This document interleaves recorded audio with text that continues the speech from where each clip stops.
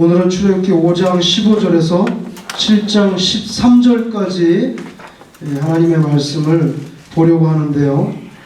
오늘 여기에 보면 그 하나님의 명령을 따라서 모세가 바로에게 지난번에 보시는 것처럼 찾아갔지만 바로는 오히려 벽돌을 만들 때 짚을 주지 않고 짚도 너희들이 찾아서 하고 대신에 벽돌 만드는 숫자도 줄여주지 않고 그래서 이제 이스라엘 백성들의 삶은 더 고단해지고 그래서 그 사람들이 나중에 직접 바로에게 찾아가서 항변했지만 바로는 들어주지 않았죠. 그래서 이스라엘 사람들은 이제 바로를 넘어서 모세를 원망하는 그런 지경에 이르게 됩니다. 그러니까 모세도 마음이 아파서 모세는 또 누구한테 원망하겠어요? 이스라엘이 모세한테 원망, 모세는 하나님한테 원망. 그거 보라고 처음부터 내가 말을 안 들을 거라고 하지 않았냐고. 내가 그래서 안 온다 그랬는데 괜히 보내가지고 생고생을 시킨다고 하나님께 사실은 그렇게 원망을 하는 거죠. 아직까지 이스라엘이나 모세나 하나님께 원망하면 안 된다 하는 이런 문맥도 잘 알지 못하는 그런 형편에 있는 것 같아요. 그래서 이스라엘도 힘들고 모세도 힘든데 하나님께서 6장에 가면 모세를 위로하는 말씀을 합니다. 모세를 위로하는 말씀을 하면서 이 고엘이라고 하는 개념에 대해서 말씀을 하는데 모세를 위로하시면서 말씀하신 고엘의 개념이 이집트 아래서 고생하고 있는 노예들, 이집트 아래서 고생하고 있는 노예들을 내가 건져내겠다 하는 개념인데요. 그 개념이 신약시대에 넘어오면 우리들에게는 사탄의 세력 밑에서 노예 생활하고 있는 우리 믿는 자들을 구원해 내시겠다고 하는 그 개념하고 똑같은 개념이 됩니다. 그래서 위로의 말씀을 듣고 또 모세가 바로에게 가서 이번에는 지난번에 보여주신 그 지팡이 던지는 거, 지팡이 던져서 뱀을 만들고 또 이집트의 술객들도 자기 거로 뱀을 만들고 그런데 모세의 지팡이가 그 술객들의 지팡이를 집어삼켜 먹는, 실제로 뱀이 뱀을 먹어요. 뱀이 뱀을 먹는 경우들이 있습니다. 실제로. 그래서 그런 모습이 나오는데 뭐 박사, 박수, 술객 한국말로 이렇게 번역된 것들이 정확히 뭘 말하는지 이런 내용들을 오늘 보려고 해요. 한번 보세요. 5장 15절에 출애굽기 5장 15절 이스라엘 자손의 기록원들이 가서 바로에게 호소하여 이르되, 이제 이스라엘 그 벽돌 세는 사람들이 도저히 견디지 못하는 거예요. 벽돌의 수요는 옛날같이 찍어내라 그러고 지푸라기는 주지 않고 간역자들은 채찍으로 때리고 하니까 이르되 왕은 어찌하여 당신의 종들에게 이같이 하시나이까? 당신의 종들에게 짚을 주지 아니하고 그들이 우리에게 벽돌을 만들라 하나이다. 당신의 종들이 이 매를 맞사오니 이는 당신의 백성의 죄니이다. 우리가 뭘 잘못했습니까? 왜 갑자기 짚을 주지 않으면서 벽돌 숫자는 똑같이 만들려고 하고 우리가 어떻게 그렇게 합니까? 그러니까 우리가 채찍 맞고 이건 다 왕의 책임이 아닙니까? 왜 그런 명령을 내렸나요? 17절 바로가 이르되 너희가 게으르다 그러므로 너희가 이르기를 우리가 가서 여호와께 제사를 드리자 하는도다. 너 모세가 와서 하는 말이 너희가 한꺼번에 다 나가지고 3일 동안 걸어가가지고 내가 알지도 못하는 여호와 신께 제사를 드린다면서 그 말은 너희가 시간이 널널하다는 뜻이 아니겠어? 그렇게 시간이 많으면 안 되지. 게으른 녀석들 이렇게 말하는 거죠 지금. 18절 이제 가서 일하라. 너희 광야 3일길 가서 여호와께 제사 드린다 그러던데 그럴 시간 있으면 가서 일해.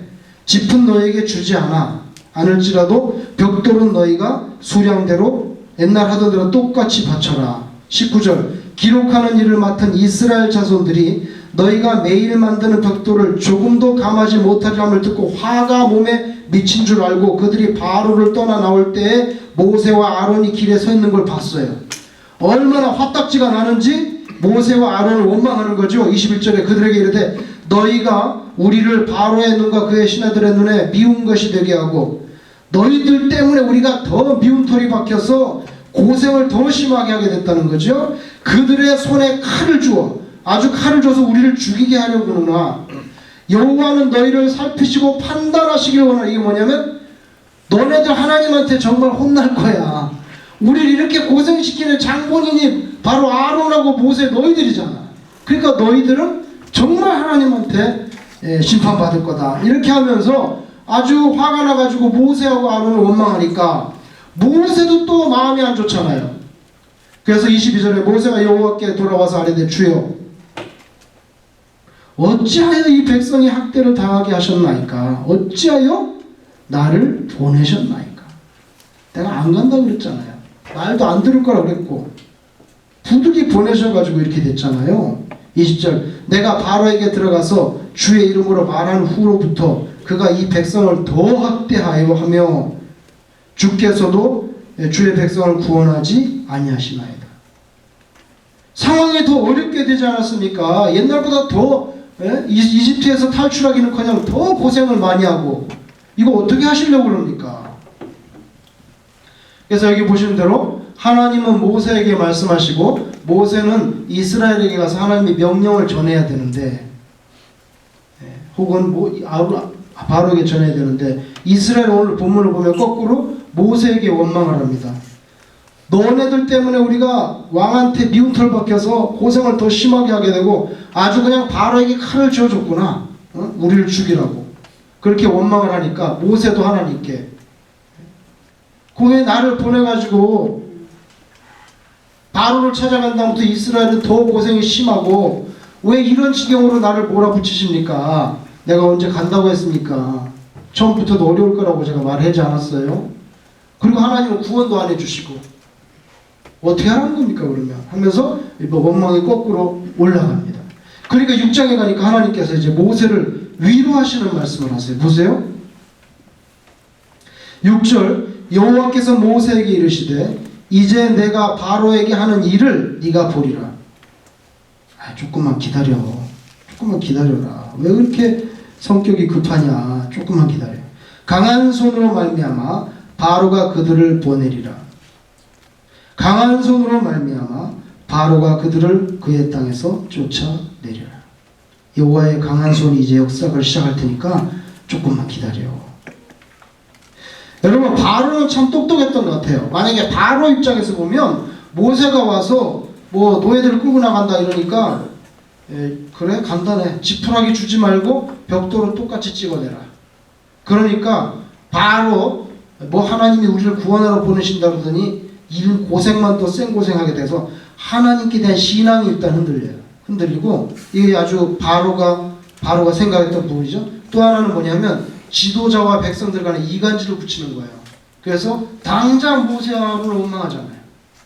이렇게 될 걸 알고 이제 바로는 지푸라기를 싹 뺀 거죠. 지푸라기를 싹 빼버렸어요. 모세는 하나님의 말씀을 받아서 담대하게 하나님의 말씀을 이스라엘에게 바로에게 선포했지만 바로는 그냥 지푸라기를 싹 빼버립니다. 그래서 상황이 어려워졌어요. 바로는 그걸 목적하고 했는데 목적대로 됐어요. 첫째, 하나님을 섬기는 신앙이 흔들리는 거예요. 둘째는 지도자와 백성 집단에 이간질이 시키려고 했는데 붙었어요. 원하는 대로 됐어요. 그죠? 우리도 하나님의 말씀을 받을 때 하나님의 말씀을 받았는데 사탄은 우리에게서 중요한 것을 싹 빼갈 때가 있어요. 그럼 바로 어떻게 됩니까? 하나님이 살아 계신겨 안 계신겨 이게 흔들리죠. 그죠? 그 다음에 다른 사람들과 사이가 나빠지고 지도자가 있으면 지도자가 저기 원망하게 되고. 그러니까 사탄의 방법이에요. 그런데 하나님께서 뭐를 조금만 기다려 모세야. 이제 곧 내가 강한 손으로 칠 건데 왜 그렇게 성격이 급하냐. 6장 2절에 하나님이 모세에게 말씀하여 이르시되 나는 여호와니라. 내가 아브라함과 이삭과 야곱에게 전능의 하나님으로 나타났으나 전능의 하나님 엘샤다이. 내가 엘샤다이로는 나타났지만 나의 이름을 여호와, 보통 로드로 번역하죠. 주님, 로드, 존재하다고 하는 투비 동사에서 온 명사형이라고 지난번에 다 설명을 드렸습니다. 여호와로는 그들에게 알리지 아니하였고 4절에 가나안 땅 곧 그들이 거류하는 땅을 그들에게 주기로 그들과 언약하였더니 이제 애굽 사람이 종으로 삼은 이스라엘 자손의 신음소리를 내가 듣고 나의 언약을 기억하노라. 그러므로 이스라엘 자손에게 말하기를 나는 여호와라. 내가 애굽 사람의 무거운 짐 끝에서 너를 빼내며 그들의 노역에서 너희를 건지며 편팔과 여러 큰 심판들로서 너희를 속량하여 너희를 내 백성으로 삼고 나는 너희 하나님이 되리니 I will be your God. You will be my people. 그렇게 되는데 나는 애굽 사람의 무거운 짐 밑에서 너희를 빼낸 너희 하나님이 여호와인 줄 너희가 이제 알게 될 거다. 내가 아브람과 이삭과 야곱에게 주기로 맹세한 땅으로 너희를 인도하고 그 땅을 너희에게 줘 기업을 삼게 하리라. 나는 여호와라 하셨다 하라. 이렇게 위로를 해주셨어요.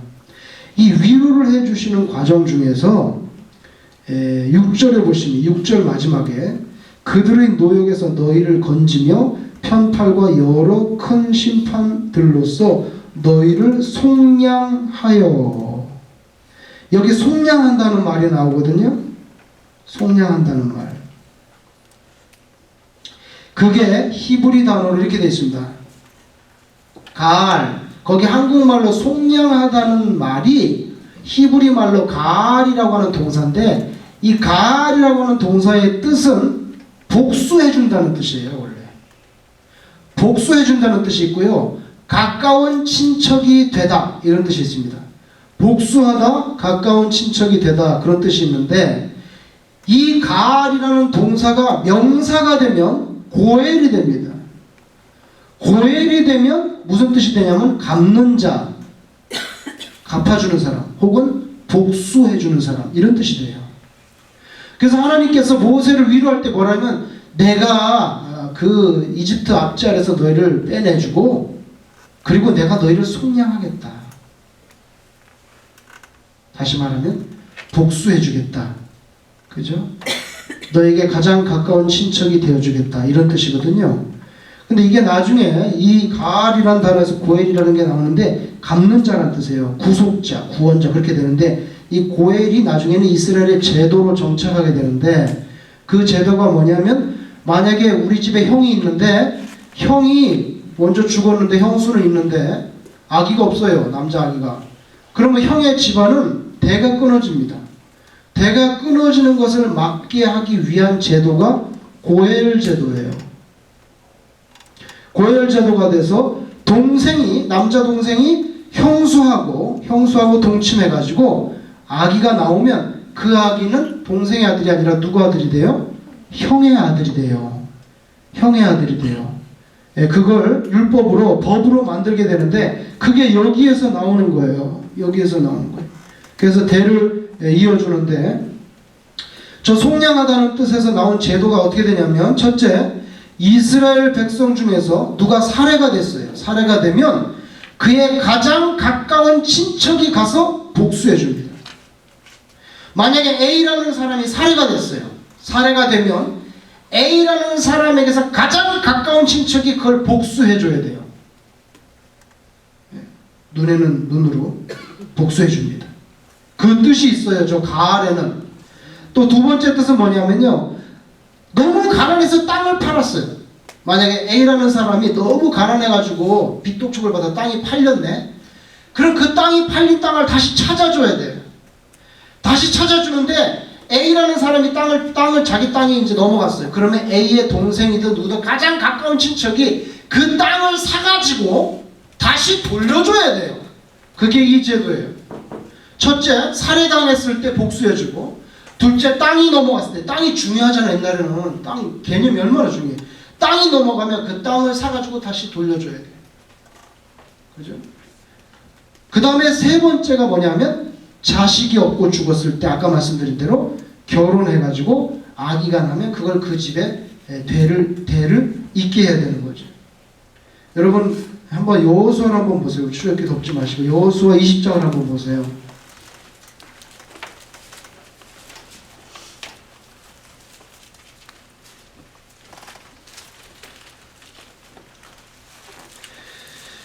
여호수아 20장 1절에, 여호수아 20장 1절에 350페이지 여호수아 20장 1절 350 여호와께서 여호수아에게 말씀하여 이르시되 이스라엘 자손에게 말하여 이르기를 내가 모세를 통하여 너에게 말한 도피성들을 너희를 위하여 정하여 부지 중에 실수로 사람을 죽인 경우 그냥 고의가 없이 잘못해서 과실치사가 된 거죠. 부지 중에 실수로 사람을 죽인 자를 그리로 도망하게 하라. 이는 너희를 위해 피해 보복자들을 피할 곳이니라. 이 성읍들 중에 하나에 도피하는 자는 그 성읍에 들어가는 문 어귀에 서서 그 성읍의 장로들의 귀에 자기의 사건을 말할 것이요 그들은 그를 성읍에 받아들여 한 곳을 주어 자기들 중에 거주하게 하고 피해 보복자 이게 고엘 제도에 해당되는 사람이겠죠. 그의 뒤를 따라온다 할지라도 그들은 그 살인자를 그의 손에 내주지 말지니 이는 본래 미워함이 없이 부지 중에 그의 이웃을 죽였다. 이 뭐냐면 사람을 살해하게 되면 그 가족 중에 가장 가까운 사람이 고엘 제도에 따라서 그 살인자를 죽입니다. 그런데 고의로 죽인 게 아니라 실수로 죽였으면 그것은 어떻게 불쌍하잖아요. 실수로 죽이면 살 길을 만들어놔야지. 그래서 이스라엘 땅에 6개의 성을 정했어요. 뭐 서울, 뭐 어디 이렇게 도시를 갖고 6개의 도피성을 만들어서 실수로 사람을 죽인 거는 빨리 도망치라는 거예요. 도망쳐서 그 성에 가서 문 두드리고 장로들한테 얘기해서 내가 실수를 죽였는데 지금 고엘이 온다고 나한테. 그러면 들여보내주라는 거예요. 조사해가지고. 그래서 들여보내주고 고의적으로 한 사람이 아니면 보호해줘야 돼. 거기서 나오는 이거 보복하는 사람이 쫓아오잖아요. 이거 다 고엘 때문에 쫓아오는 거예요. 그럼 무서운 거죠. 피 흘리면 피로 갚는 거예요. 그냥 피 흘려도 그냥 내버려두면 어떻게 되겠어 사회가. 그때 무슨 재판제도가 있는 것도 아니까 피 흘리면 반드시 피 흘린다 이렇게 해야지 피를 흘리는 걸 겁낼 거 아니에요.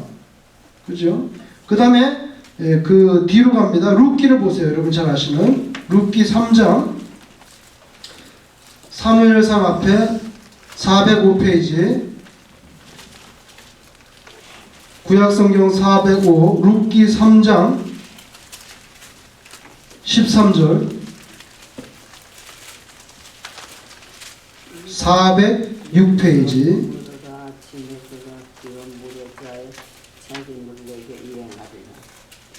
네, 제가 읽겠습니다. 3장 13절에 이 밤에 여기서 머무르라. 아침에 그가 기업 물을 자의 책임을 네게 이행하려 하면 좋으니 그가 그 기업 물을 자의 책임을 행할 것이니라. 만일 그가 기업 물을 자의 책임을 네게 이행하기를 기뻐하지 아니하면 여호와께서 살아계심을 두고 맹세하노니 내가 기업 물을 자의 책임을 네게 이행하리라. 아침까지 누워 있을지니라 하는지라. 이게 뭐냐면 여러분 아시는 대로 나오미의 며느리 룻이 이제 보아스하고 결혼하게 되는 과정인데요. 사실은 이 고엘이 되려면 룻의 그 시아버지와 가장 가까운 집이 이 고엘을 해야 돼요. 근데 그 사람이 보아스보다 더 가까운 사람이 있었어요. 그러니까 그 가까운 사람에게 권리가 있고 의무가 있는 거예요. 그러니까 그 사람한테 먼저 얘기를 해야 된다는 거예요. 제일 가까운 사람이 있고 보아스는 그 다음인데 자기가 물어보지도 않고 마음대로 룻하고 결혼하고 그러면 안 되죠. 그러니까 기다려라. 내일 아침에 물어보고 그 사람이 한다면 그 사람이 해야 된다. 근데 그 사람이 안 하면 내가 니네 그 잃어버린 땅 그거 다 찾아가지고 너희들에게 돌려주겠다. 땅을 돌려주겠다는 거예요. 근데 막상 나중에 모이니까 그 가까운 친척이 어떻게 했어요? 나는 손해가 날까봐 난 손해가 넘어서 못하겠습니다. 그러면 신발 벗어가지고 갖다 내놨죠? 그게 뭐예요? 권리를 포기한다는 뜻이에요. 그 신발을 벗어서 내놓으니까 그 다음에 보아스가 그럼 내가 하겠다 해서 땅도 다 찾고 결혼하게 되는 거예요. 이게 고엘 제도예요. 그죠?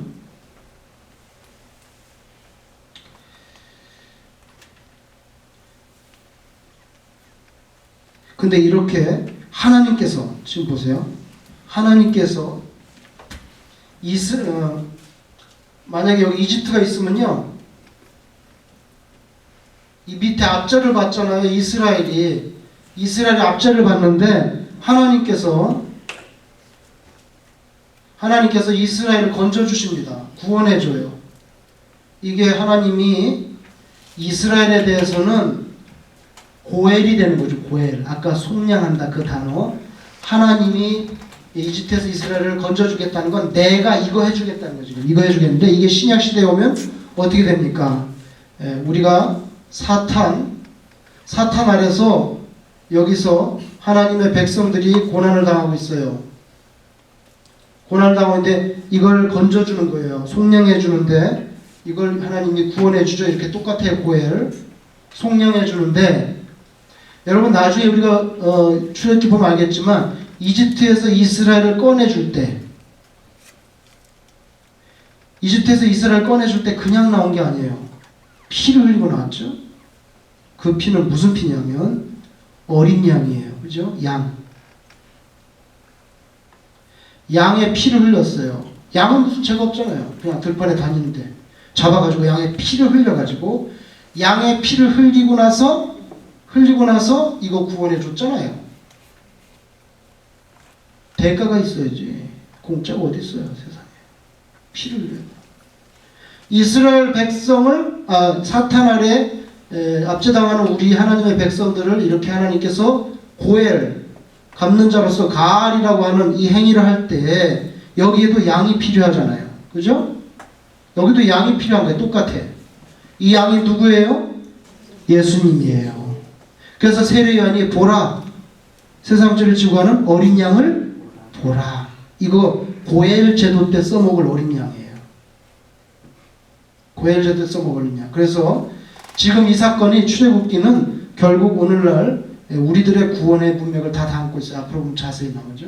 이스라엘을 구원할 때 양의 피를 잡아서 문설주에 바르고 아무런 이유가 없어요. 이집트 장자들은 다 죽였고 이스라엘 장자가 구원받은 단 한 가지 이유는 양의 피 때문이에요.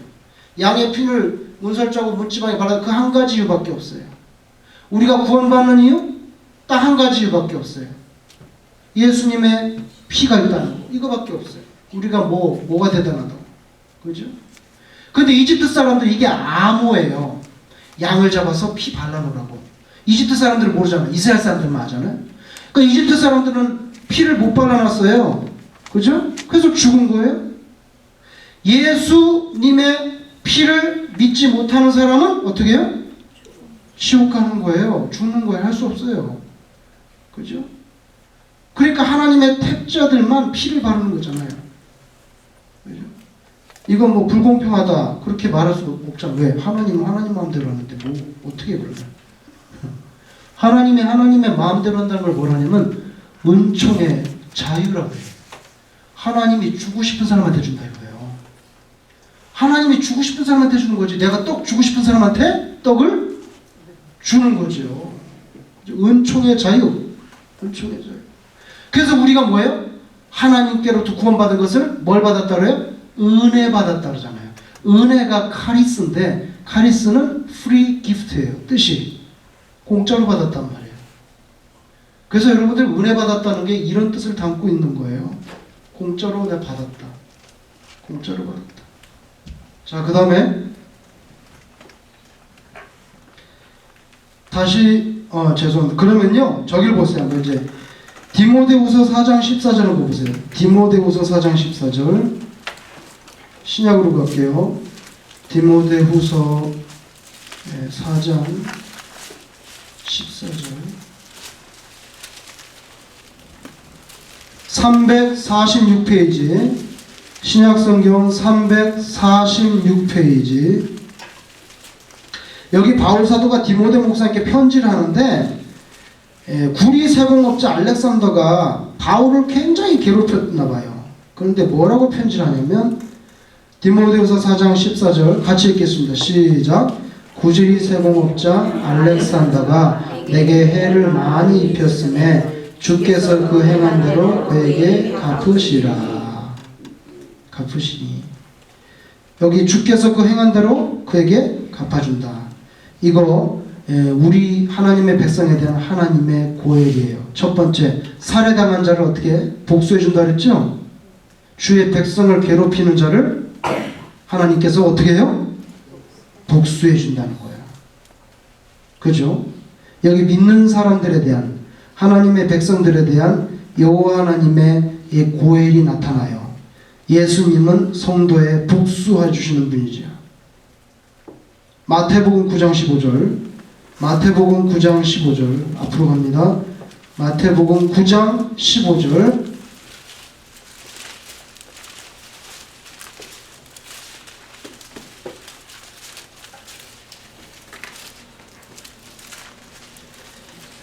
마태복음 9장 15절 같이 읽겠습니다. 시작. 예수께서 그들에게 이르시되 혼인집 손님들이 신랑과 함께 있을 동안에 슬퍼할 수 있느냐? 그러나 신랑을 빼앗길 날이 이르리니 그때에는 금식할 것이니라.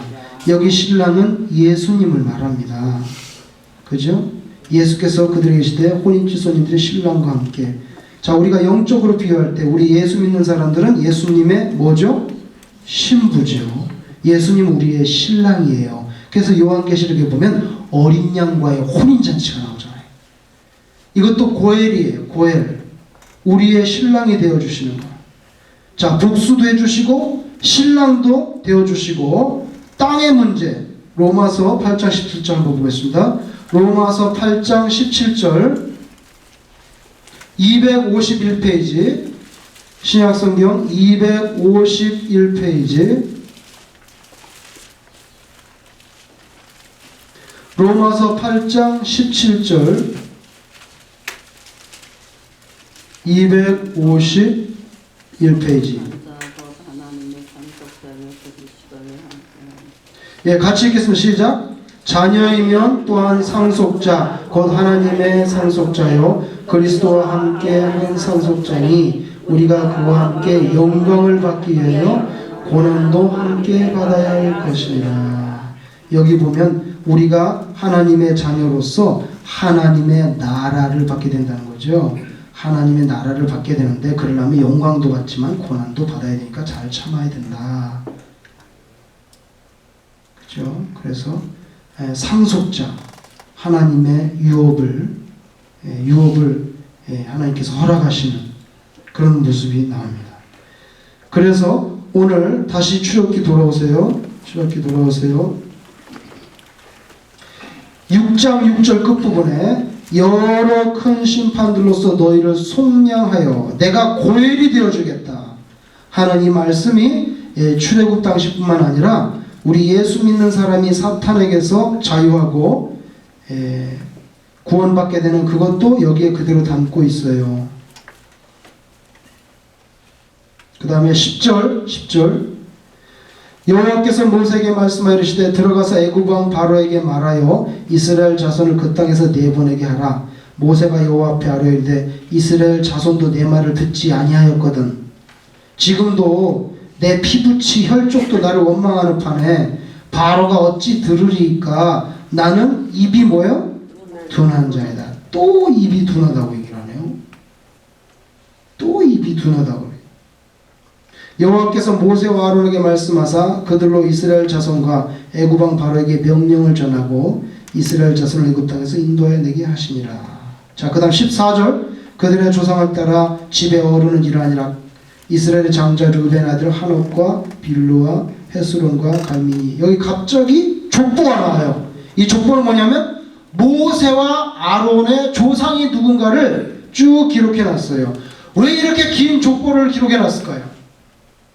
모세와 아론이 레위 족속으로서 하나님께서 이제 사용하시기 위한 그런 택함 받은 자라는 그 근거를 실어주기 위해서 여기 긴 족보를 실어놨습니다.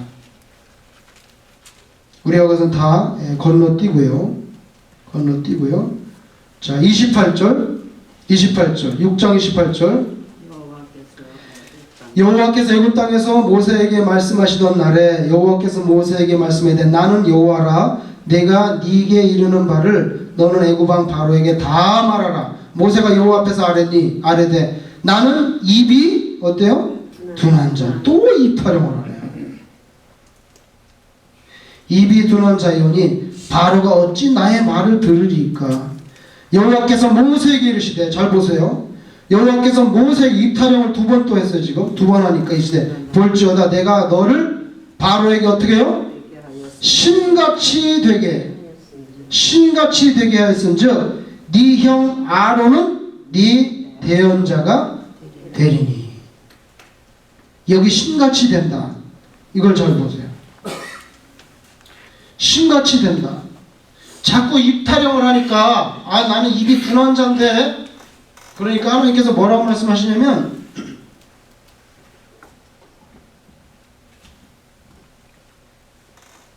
신, 이 단어는 이렇게 되어 있습니다.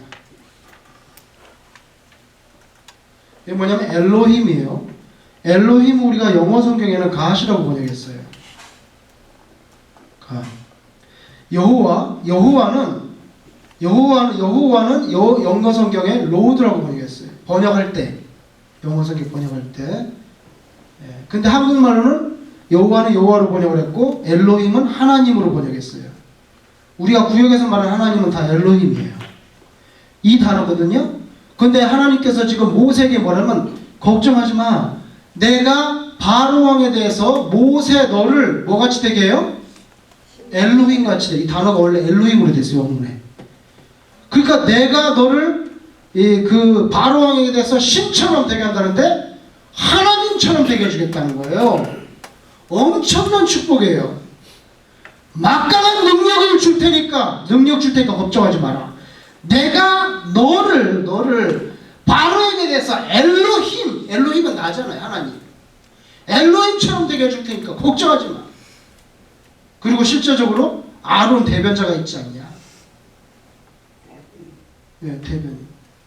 이 얼마나 큰 축복이에요?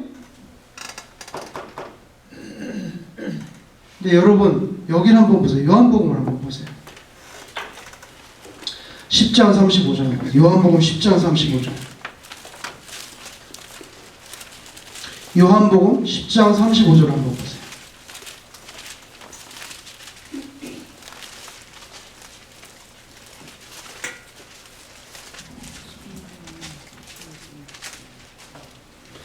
(10장 35절) 같이 읽겠습니다. 시작. 성경은 패하지 못하나니 하나님의 말씀을 받은 사람들을 신이라 하셨거든. 여기 나오죠? 신, 하나님이라. 하나님의 말씀을 받은 자를 신이라 하셨다고 했는데 이게 출애굽기에 나오는 말씀에 근거한 말씀이 아니겠는가 우리 추측하는 거예요. 그죠? 그래서 여러분도 하나님의 말씀을 받으셨기 때문에 여러분도 신이라고 표현할 수가 있어요. 표현상.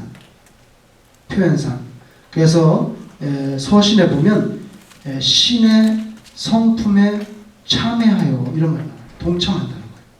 그죠? 그만큼 예수 믿는 사람은요 큰 복을 받은 사람이에요.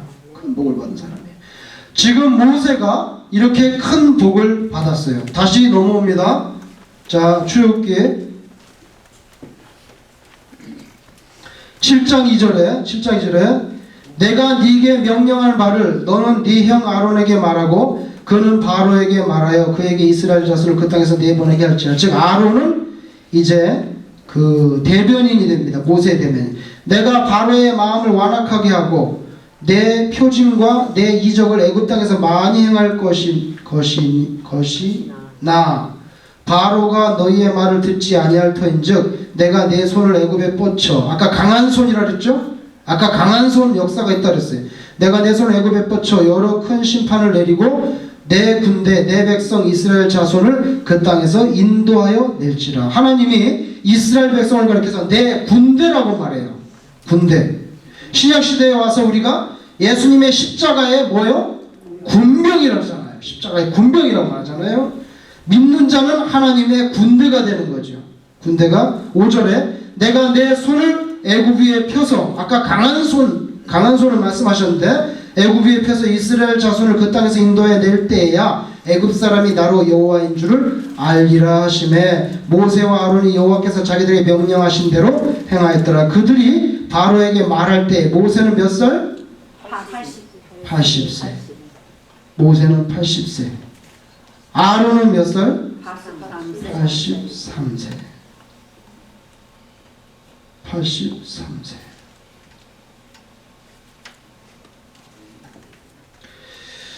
그러면 몇 살 차이죠? 3살 차이네요. 3살 차이네요. 3살 차이. 그 나중에 죽을 때는 어떻게 됐죠? 예? 어떻게 죽었어요? 죽을 때는. 아니 그 나이가 어떻게 됐어요? 예, 모세는 120세. 얘 죽었죠? 아론은 몇 살에 죽었죠? 아론은 3살 차인데 모세는 120세에 죽었잖아요. 그죠? 아론은 어떻게 됐어요? 예? 뭐라고요? 먼저 죽었다고? 먼저 죽었어요. 말씀 모세보다는 좀 먼저 죽었는데 한번 보세요 여러분. 민수기 20장 22절 민수기 20장 22절 230페이지 230페이지 민수기 20장 22절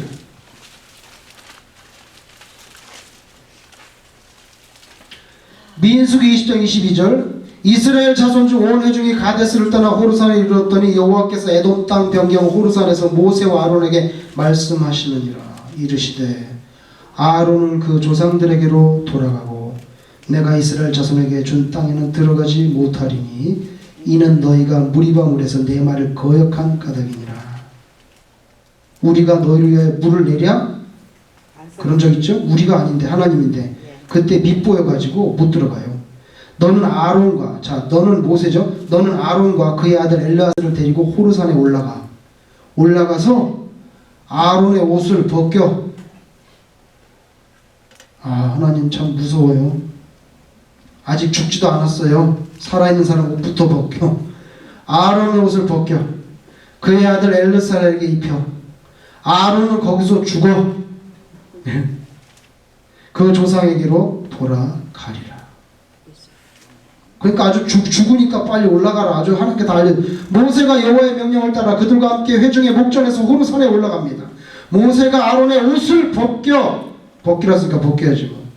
그의 아들 엘르아살에게 입힘에 아론이 그 산 꼭대기에서 죽으니라. 모세와 엘르아살이 아론은 거기서 죽었으니까 산 사람만 내려온 거죠. 모세와 엘르아살이 산에서 내려오니 온 회중 곧 이스라엘 온 족속이 아론의 죽은 것을 보기 위하여 30일 동안 애고하였더라. 이렇게 돼 있어요. 몇 살에 죽었어요? 124. 몇 살?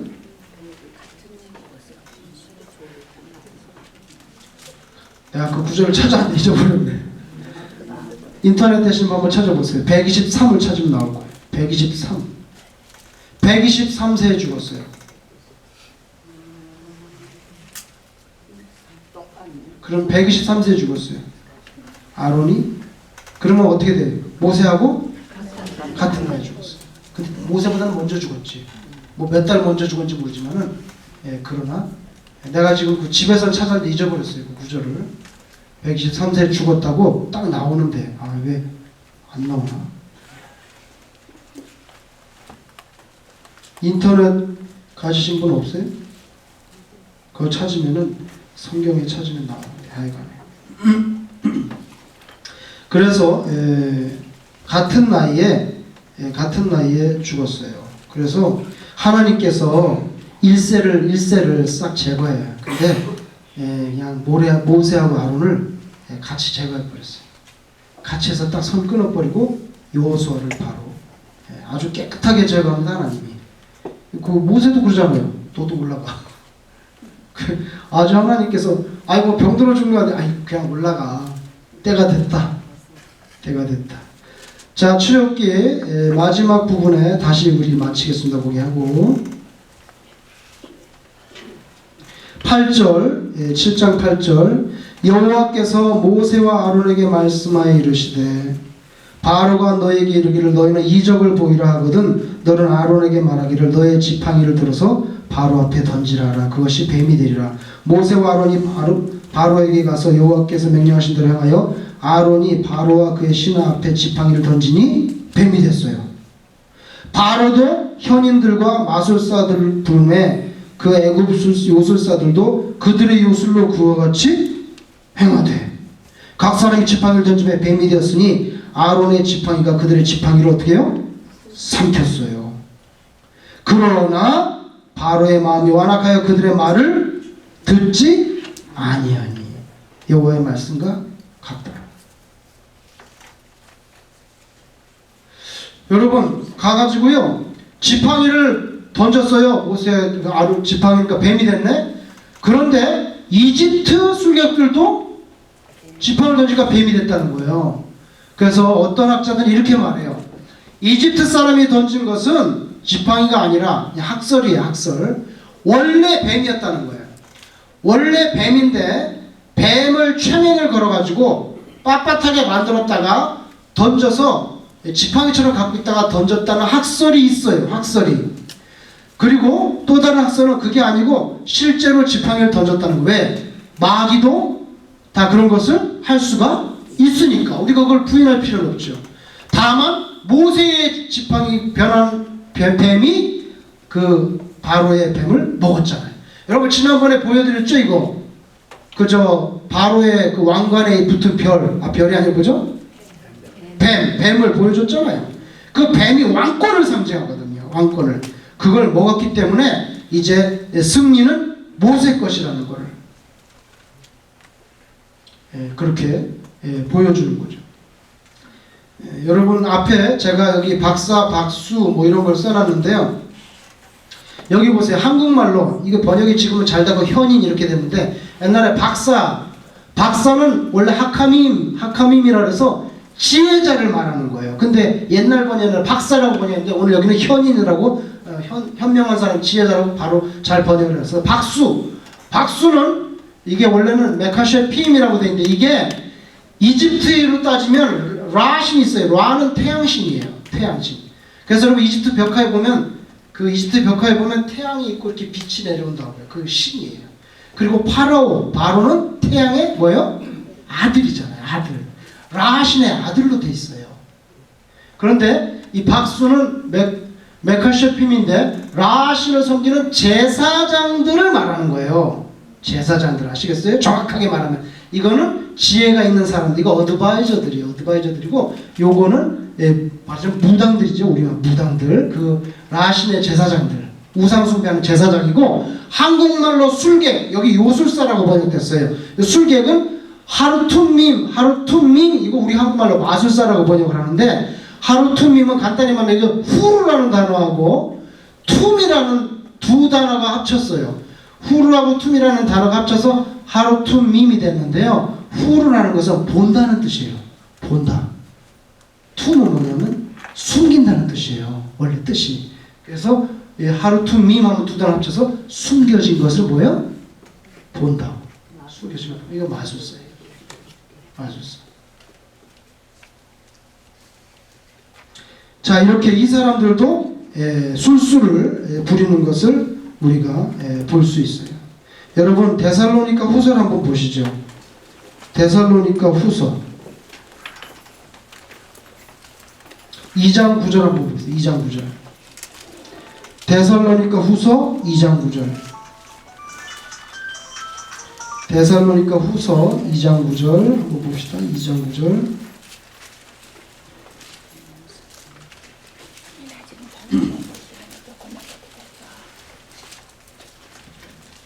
(335페이지) 2장 9절 같이 읽겠습니다. 335페이지 2장 9절 시작. 악한 자의 나타남은 사탄의 활동을 따라 모든 능력과 표적과 거짓 기적과 이렇게 돼 있어요. 사탄도 뭘 할 수가 있어요? 능력, 표적, 기적을 보일 수가 있어요. 보일 수가 있어요.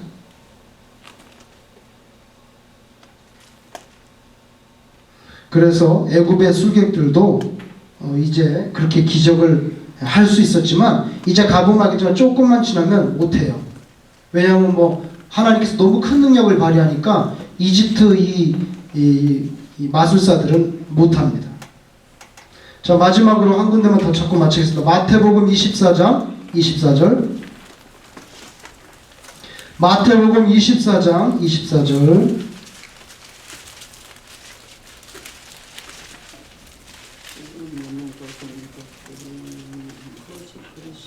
네, 마태복음 24장 24절. 예, 같이 읽겠습니다. 시작. 거짓 그리스도들과 거짓 선지자들이 일어나 큰 표적과 기사를 보여 할 수만 있으면 택하신 자들도 미혹하리라. 이 예수님 말씀이잖아요. 가짜들도 표적과 기사를 보여줄 수 있다는 거예요. 그러니까 병든 사람도 고칠 수 있어요, 없어요? 있어요. 예. 뭐 하늘에서 금도 내려올 수가 있어요. 그러니까 여러분, 그런데 오늘 이런 거 뭐 뱀이 나오고 뱀이 삼키는 걸 봤는데도 바로가 하나님을 믿었어요, 안 믿었어요? 안 믿었잖아요.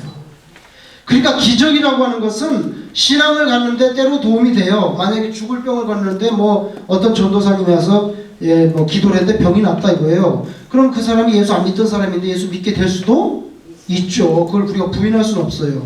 그렇지만 항상 그런 건 아니에요. 기적이 있어도 안 믿는 사람도 있어요. 와, 대단하네. 그래도 안 믿어요. 오늘 바로 같은 사람은 그걸 다 봤는데도 믿지 않았어요. 그러니까 기적이라는 것은 예수 믿는데 신앙 가는데 도움이 될 수는 있지만 그게 완전 보증수표는 될 수 없어요. 그런 거로 봐서 예수를 믿는 믿음은 누가 줘야 돼요? 하나님이 주셔야 되는 거예요. 기적 생긴다고 반드시 생긴다는 보장이 없어요. 또 반대로 여러분이 어떤 집회에 가셨는데 막 기적이 일어나고 있어요. 막 병자 안진배가 펄떡펄떡 일어나고, 그렇게 되면 그것이 성령의 역사일 수도 있고, 그리고 또 뭐예요? 사탄의 역사일 수도 있어요. 그러니까 우리는 그걸 잘 어떻게 됩니까? 분별해야 돼요. 분별해야 돼요. 성령의 역사가 일어나고 있는데 저거는 사탄이 하는 것이야. 그럼 문제가 돼야 돼. 큰일 나죠. 성령이 역사하고 있는데 사탄이 이러면, 옛날에 바리새인들이 예수님 보고 이거 바알세불이 힘을 빌어가지고 뭐 기적을 일으키는 거야 이렇게 말했죠. 큰일 나요. 그것도 큰일 나고, 사탄이 역사를 막 일으키고 있는데 그걸 보고 또 성령의 역사라고 하면 그것도 문제가 되는 거예요. 그거를 제가 잘 알면은 여기 있겠습니다. 제가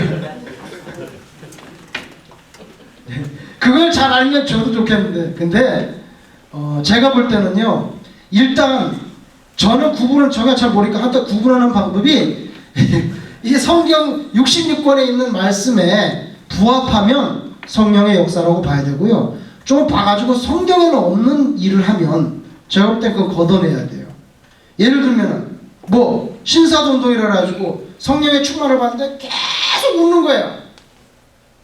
몇 시간씩. 다른 증상은 없어요. 계속 웃는 거예요. 낄낄대고.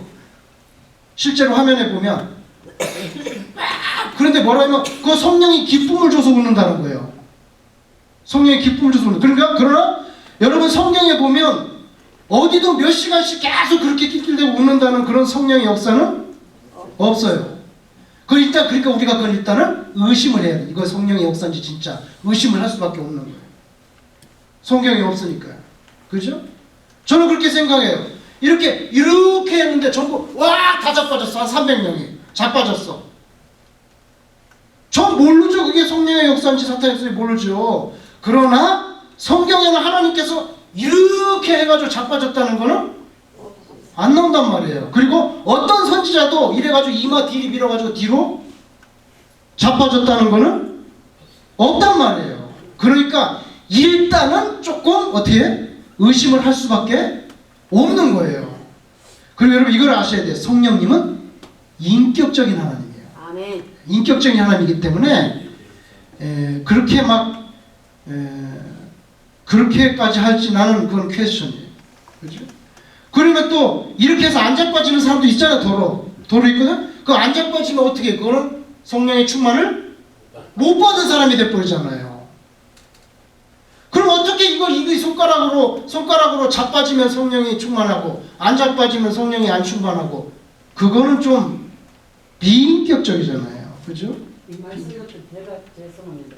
제가 부흥회를 갔는데 제가 안 넘어갔다고 온 교인이 저를 마귀로 몰아가지고 와가지고 마귀가 나가라고 하더니 그래서 마귀를 내보냈어요 일단? 아니 몰라요. 아니 죄송합니다 이거만. 그러니까 최선한 권사님 말씀은 본인이 그런 집회에 참석하셨다는 거잖아요 지금. 아니 그때는 뭐 예. 다 참석했어요? 근데 안 넘으셨어요? 그렇게 사모님이 뭐라 하냐면 가짜라도 넘어질 거 아니냐고 그러더라고. 그런데 막 장로님하고 모두 막 목사님하고 우리 집에 왔는데 마귀라고 나가라고 막 나를 그렇게 표현을 해. 아니 그러니까 권사님께 이렇게 했어요? 예? 아, 이렇게 했어요? 아니 저는 막 아니 그러니까 이렇게 했는데 안 넘어갔다는 거예요? 저 그게 말하는 그러니까 온 교인들이 완전만 막 마귀라고 막. 자 그러면 보세요. 뭐 이렇게 예수 믿는 권사님인데 이 안 넘어갔다고 마귀라고 집에 와서 마귀야 나가야 된다고 계속 그러는 거예요. 이건 문제가 있잖아요 사실은.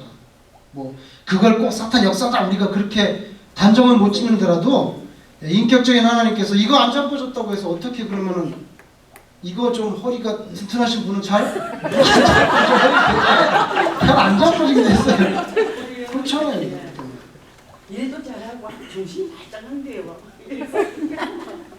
그리고요, 일단 성령의 역사는요, 마음의 평화가 임해야 돼요. 마음의 평화가 어떤 경우든 간에 마음에 막 분란이 일어나고 내 마음이 어떤 집회에 참여해서 성령의 역사라고 했는데 어쨌건 간에 내 마음에 기쁨이 내 마음에 이게 분란이 일어나고 막 이게 정신이 복잡해져. 정신이. 그것은 하나님의 그 은혜가 아니라고 봐야 돼요. 왜냐하면 성령은 평화의 하나님이기 때문에 은혜가 임하면 마음이 일단 평화로 내가 하나님의 은혜를 받았구나 이렇게 돼야지. 이게 받았느냐 분란이 일어나고 속에 부부불 끓고 이거는 조금 문제가 있어요. 그죠? 그리고 껐득하면 정신병자 취급하고 그렇잖아요. 예를 들면 뭐 마귀가 안 나갔다는 둥 그렇게 하는 것은 제가 볼 때는 인격적인 그런 하나님의 은혜라고 보기가 어렵다는 거예요. 자 얘기가 딴 데로 갔는데 여러분 그 다가올 미래의 영광 그 확신이 부족하니까 이스라엘도 원망하고 모세도 원망합니다. 그죠? 그리고 지금 말했다시피 기적은 사탄도 할 수가 있다. 그러니까 영분별을 확실하게 해야 된다. 확실하게. 제가 아는 사람도요 기도원에 가가지고 잘못된 영 받아가지고 미친 사람이 있어요. 실제로. 여러분 못 보셨어요?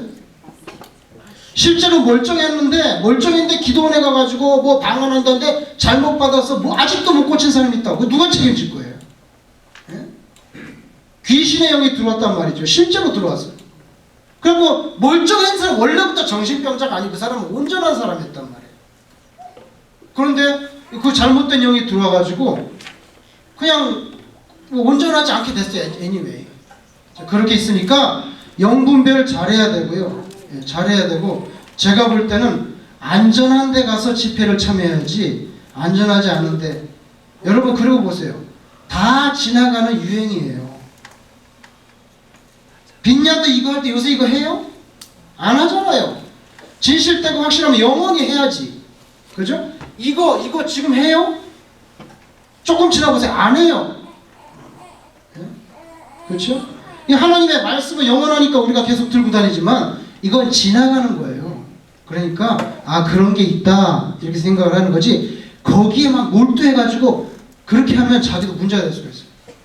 다 성경 빼고는 조목사가 무슨 뭐 기적을 일으킨 해봐야 그것도 다 지나가요.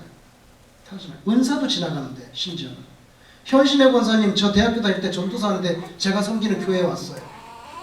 뭐 죽은 자도 벌떡벌떡 일으킨다는 전설적인 존재예요. 현신의 권사님 왔어요. 우리 교회. 나 돌아가신 줄 알았어. 다 옛날 사람이에요. 집회했어요. 벙어리가 왔어요. 벙어리가. 나이 드신 분인데 혀가 굳었어요. 일주일 내내 집회했는데 벙어리 낫지 못했어요. 옛날에는 분명히 역사했어요. 손신의 권사님을 통해서. 그러나 또 안 될 때도 있는 거예요. 하나님께서 그런 능력과 은혜를 주시기도 하고 또 걷어가시기도 하는 거죠. 그러니까 그것만 믿고 우리가 살 수는 없는 거죠. 현신의 권사님 자기도 병이 걸려가지고 거동을 못해요. 덩치 좋은 안수 집사님이 권사님을 업고 강사방으로 들어갔다가 또 그 업고 또 강대상에 나와서 이렇게 앉히고 자기도 병들어 있어요. 그렇죠? 그러나 그럴 수 있죠. 그렇다고 현신의 권사님 예수 안 믿는 사람이에요? 아니잖아요. 한때 은혜를 받으면 병도 고칠 수 있고 예언도 할 수 있고 다 할 수 있죠. 그러나 지나가는 거죠. 남는 것은 하나님의 말씀밖에 없어요. 결국에는. 자, 시간이 많이 갔기 때문에 이제 마치겠습니다.